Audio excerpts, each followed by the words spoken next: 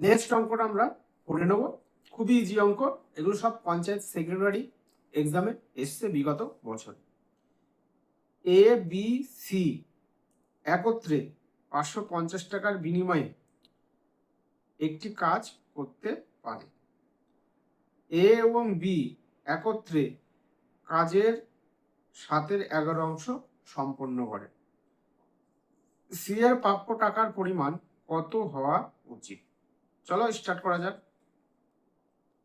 এ আর B একত্রে কাজ করছে কত? টোটাল কাজ এখানটায় এ প্লাস বি করছে 7/11। তার মানে এ আর বি করছে হচ্ছে 7 আর টোটাল কাজ হচ্ছে এই 11। 11-র মধ্যে 7 এ প্লাস বি করে নিচ্ছে, তাহলে সি কতটা করছে? সি করছে 11 - 7, তাহলে কত হচ্ছে? 4।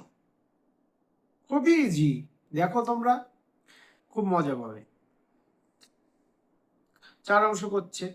এবার বলছে সি এর প্রাপ্য টাকার পরিমাণ কত?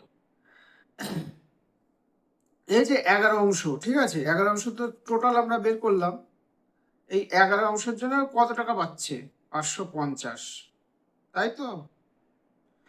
তাহলে 1 জন্য কত? 550/11। আর সি কত পাচ্ছে? 4। তাহলে এই নিচে বের করলাম, দেখো তাহলে 4 = কত? তাহলে 5×11 = 50, 4×5 = 20, 200 আসছে অ্যান্সার। সুতরাং অপশন এ তে দেখো 200 আছে।